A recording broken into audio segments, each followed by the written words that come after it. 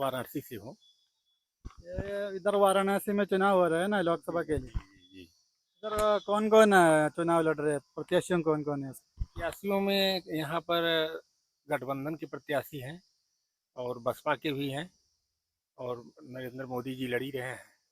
उनका संसदीय क्षेत्र पहले से भी रहा है, तो लड़ाई यही तीन को ही है।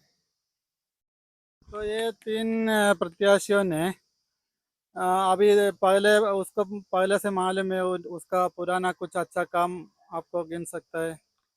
अब मोदी जी ने वाराणसी के लिए तो बहुत कुछ किया है, लेकिन अब मुद्दा यह है कि लोग बेरोजगारी और सबसे बड़ी बात है शिक्षा, बेरोजगारी का वातावरण, जो एक माहौल बना हुआ है इंडिया गठबंधन ने बनाया है, वो कुछ प्रभावी हो रहा है यहाँ पर। क्योंकि सच में धरातल पर देखा जाए तो बेरोजगारी तो बहुत ही है।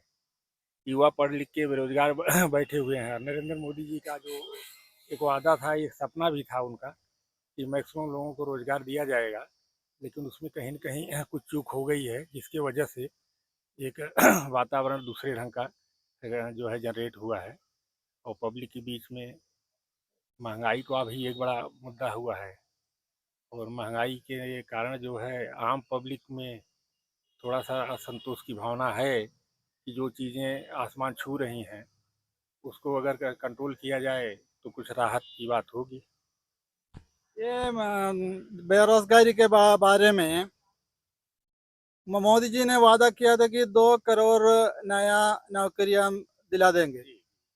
उसमें से कितना दिला सकता है? नौकरी बढ़ गया या कम हो गए? अब नौकरी ये था कि वैकेंसियां जो गवर्नमेंट की हिसाब से हैं उसको अभी फिलअप नहीं कर पाए ये लोग। कुछ पेपर से जो है लीक हुए, उसके वजह से अभी नौकरियों में जो है जगह नहीं मिल पाया युवाओं को। तो कई ऐसे कारण रहे हैं कि जो इस सरकार को एक जो है, आप ये कह लीजिए कि इसका माइनस पॉइंट रहा है। बाकी चीज़ तो अब ये समझ लीजिए कि महंगाई जो मुद्दा बना हुआ है, महंगाई का मुद्दा ये है कि जो मूलभूत चीज़ें थी, जो आवश्यकताएं थी, उससे भी लोग दूर हो गए। अब जो रोजमर्रा की चीजें हैं, जो घर में महिलाएं अपने किचन में यूज करती हैं, वो उनके भी कीमत आसमान पर है। तो गवर्नमेंट कहीं न कहीं असफल हुई है उसको कंट्रोल करने में। तो ये पेपर लीक क्यों होता है? अब पेपर लीक अब प्रशासनिक व्यवस्था में कहीं चूक हुई है, जिसकी वजह से पेपर लीक हुए हैं। और पेपर लीक की एक जो समस्या बन गई है, उसमें कुछ शिक्षा की जो चीज़ें थी, अब उसको कहीं न कहीं उसको ये कह लीजिए कि शिक्षा माफिया भी एक तरह से सक्रिय हैं, जो गवर्नमेंट की व्यवस्थाओं में दखल देते हैं, उस पे भी सख्ती से कार्रवाई करने की ज़रूरत है। ये बेरोजगार के लिए अभी ये प्रत्याशियों ने कुछ वादा दिया है, वो कुछ काम करेगा? वो उसको चुनेगा तो वो क्या करेगा ये? अब देखिए, जैसे गठबंधन वालों का ये है कि हम 30 लाख नौकरियां जो गवर्नमेंट में इस मेरिट पद खाली हैं वो भरेंगे। अब ये तो वक्त बताएगा कि वो कितना सफल हो पाते हैं, या वादा वादा ही रह जाता है। तो ज़मीनी हकीकत पर जब तक नहीं आती है तब तक जो है कैसे उसको मान लिया जाए कि ये चीज़ें हो जाएंगी। हालांकि अब लोगों में जागरूकता बढ़ी है, और राजनीतिक पार्टियां भी इस चीज़ को महसूस कर रही हैं कि कहीं न कहीं जो कमी होती है, जनता इसमें जागरूक है, उसका खामियाजा उसको जो है चुनाव में भुगतना पड़ता है। यही चीज़ें हैं मेन चीज़। ये गठबंधन ने वो एक वादा मैंने सुना है कि वो 1 लाख रुपया देगा जो बेरोजगार रह गए, उसको 1 साल में 1 लाख रुपया देगा। वो सही, वो अच्छा है या नहीं है? अब उनका ये है कि जो ग्रेजुएट हैं या जो डिप्लोमा होल्डर हैं या जो जिनमें एलिजिबिलिटी है, उनको हम एक ट्रेनीज के रूप में किसी न किसी जगह एब्जॉर्ब करके उनको 1 लाख प्रति वर्ष जो है देने का हम काम करेंगे। वो उसको एज मान लीजिए स्टाइपेंड के रूप में ही उनका कहने का मतलब है। परमानेंट जॉब तो नहीं हो पाएगा। तो ये युवाओं में एक उन्होंने उत्साह जगाया है कि हम थोड़ा ये काम करने जा रहे हैं। अभी मैंने बहुत ये देखा है कि इधर का सरकारी स्कूल के सरकारी कॉलेज है, उधर पूरा ये शिक्षा के लिए हमको पैसा देना पड़ता है। लेकिन हमारे केरला में ऐसा नहीं है। केरला में तो आप साउथ से हैं? हाँ, हम केरला से हमारे केरला में सरकारी स्कूल कॉलेज में जाने के लिए 1,000 2,000 मैक्सिमम 5,000 उतना देना पड़ता है। जी, जी। इधर क्यों है? इधर एक आदमी ने बोला 1 लाख देना पड़ेगा 1 साल में, ऐसा क्यों है? अब कुछ प्राइवेट विद्यालय चलाते हैं वो लोग, वो तो जो प्राइवेट में जो अपनी संस्था चलाएगा तो मुनाफा के लिए ही चलाएगा, जनहित में तो काम करेगा नहीं। इसकी वजह से वो डोनेशन के रूप में वो अच्छा खासा पैसा वसूलते हैं लोगों से। जो बच्चे जो है सरकारी स्कूल में दाखिला नहीं ले पाते, उनको मजबूरन वहाँ जाना पड़ता है, तो उनका भी शोषण ही हो रहा है, एक तरह से समझ लीजिए तो। सरकारी कॉलेज में भी फीस लेता है ना इधर? सरकारी कॉलेज का फीस तो गवर्नमेंट का ही है, जो गवर्नमेंट ने निर्धारित किया वही है, उसके अलावा वहाँ कुछ नहीं लिया जाता। उसके अगेंस्ट में जहाँ प्राइवेट विद्यालय चलाए जा रहे हैं, तो प्राइवेट मैनेजमेंट जो है अपना जो इंफ्रास्ट्रक्चर डेवलप करता है या जो टीचरों को सैलरी वगैरह देता है, तो अधिभार तो उस स्टूडेंट के ऊपर ही आता है ना, किसी न किसी रूप में। और आपने एक और बात बताया कि महंगाई हो गया है, ये कौन कौन चीज में महंगाई हो गई? अब महंगाई में रोजमर्रा की चीजें भी तो महंगी हो गई हैं, सब्जी है, दाल है, सरसों का तेल देख लीजिए, जितने भी रिफाइंड ऑयल हैं उनके भी आसमान पर कीमत पहुंच गए हैं। महिलाओं का ये जो है जनरल शिकायत है कि गैस सिलेंडर, अब 2014 से पहले जो गैस सिलेंडर की कीमत थे उनके कंपेयर में किया जाए तो गैस सिलेंडर भी जस्ट डबल हो गए हैं। डीजल पेट्रोल अपने आप में तो एक अलग चीज हो ही गई है। तो ये सब चीजें जो है आम पब्लिक पर इसका ज्यादा असर है। ये मोदी जी ने वादा किया था कि गैस सिलेंडर 500 में देगा, उसको क्यों अभी दुगना, क्यों उसको क्यों वादा पूरा नहीं कर सकते? यही सब तो मुद्दा बना हुआ है चुनाव में, जो विपक्ष की पार्टियां इसको जो है जोर शोर से उठाए हुए हैं, तो कहीं ना कहीं गवर्नमेंट का फेल्योर रहा है। एक पॉइंट उनको मिला हुआ है कि महंगाई कंट्रोल नहीं कर पाए, बेरोजगारी कंट्रोल नहीं कर पाए। फिर जीएसटी का एक मैटर है, जीएसटी से भी ये वस्तुएं महंगी हुई हैं। ये सब चीज़ें जो हैं पब्लिक पर प्रभाव डाली हुई है, और आम जनता तो राहत चाहती है, चाहे कोई भी गवर्नमेंट हो। उसको चाहिए कि उसको जो है उसकी सामानों की कीमत, अन्य जो वस्तुएं हैं उनका जो है उस पर कंट्रोल गवर्नमेंट का हो। तो मुनाफाखोरी के चलते ये सब कीमतें बढ़ जाती हैं, जिसका आम पब्लिक को खामियाजा भुगतना पड़ता है। ये महंगाई आपने बोला है, तेल ऐसा पैसा बढ़ गया 2014 के तहत। अभी एक दो चीज का अभी कीमत बता सकते हैं? 2014 में कितना था, अभी कितना है? अब डीजल पेट्रोल ही ले लीजिए, तो डीजल पेट्रोल की कीमत जो है 14 के अपेक्षा बहुत ज़्यादा, लगभग समझिए कि आ, 60 था। हाँ 60 के आसपास था। इसमें जो है 97 पेट्रोल पहुंच चुका है। 94 के आसपास डीजल की है। गैस सिलेंडर जो है उसमें 435 के आसपास का था, जिसमें जो है अब इसमें देखिए तो बढ़ोतरी बहुत ज़्यादा हुई है, लगभग 2 गुने से ज़्यादा हो चुकी है। तो उसके अलावा जो घरों में यूज करता है ना, ये कुकिंग ऑयल वगैरह आपने बोला, वो ये सब्जी का, वो कितना फर्क हो गया अभी? उसमें फ़र्क हुआ है। उसमें भी अब समझिए कि कड़ुआ तेल का कीमत लगभग 250 तक पहुंच गए थे। सब्जियां जो हैं आसमान छू रही हैं। तो कहीं न कहीं तो ये असर है ना पब्लिक के ऊपर। तो इस चीज़ों का तो थोड़ा सा पब्लिक में इशू बना हुआ है। अब ये इलेक्शन में कितना इसका असर आता है, ये तो 4 तारीख के बाद ही पता लग पाएगा। ये मोदी जी ने ये जीएसटी लाया क्योंकि उद्योगपतियों को थोड़ा आसान से नया नया उद्योग, नया नया फैक्ट्री, नया नया कारोबार खुल सकता है, बिजनेस कर सकता है। वो सरकारी वो बाबुओं का, बाबुओं से इतना डरने का नहीं है। लेकिन अभी क्या हो गया है, जीएसटी आदमियों का जीवन आसान कर दिया या मुश्किल कर दिया? देखिए स्टार्टअप इंडिया उनकी एक सोच थी, जिस पर उन्होंने कुछ काम भी किया है। ऐसा नहीं कहा जा सकता है कि एकदम से कुछ नहीं हुआ है, लेकिन जिस रूप में अब 10 साल का समय गया है, उस हिसाब से उसका फ्लो आया नहीं। तो इससे जो है थोड़ा-सा बेरोज़गारी उस पर भी उसका कारण बना। स्टार्टअप इंडिया में अगर कुछ ज़्यादा काम हुआ होता तो ये हो गया होता उसमें। ये जीएसटी आ गया तो ये उद्योगपतियों का जीवन आसान हो गया था, मुश्किल हो गया? नहीं, आसान तो हुआ है, लेकिन छोटे उद्यमी जो थे, जो जिनको आप कहते हैं स्मॉल स्केल इंडस्ट्रीज़ के लिए, उनके लिए छोटे व्यापारी जो छोटे-मोटे दुकान चलाते थे, ये सब के लिए थोड़ा-सा जीएसटी का प्रॉब्लम आया है।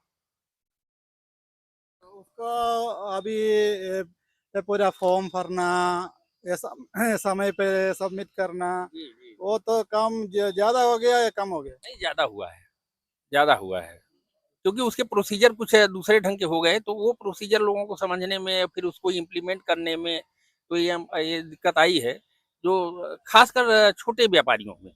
बड़े तो अपने कर लेते हैं, बड़े तो अपने चार्टर रखे हुए हैं, उनके हिसाब से वो चलते रहते हैं, लेकिन जो छोटे उद्यमी थे उनको दिक्कत आई है। और हमने अभी जीएसटी के बारे में बताया, महंगाई के बारे में बताया। अभी बहुत आदमी बोल रहे हैं कि जो कांग्रेस के टाइम में 70 साल में नहीं कर सकता, अभी मोदी जी के टाइम में हो गया।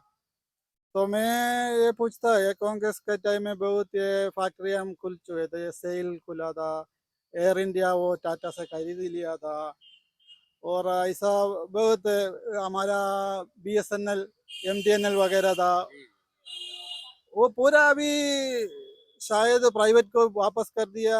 नहीं तो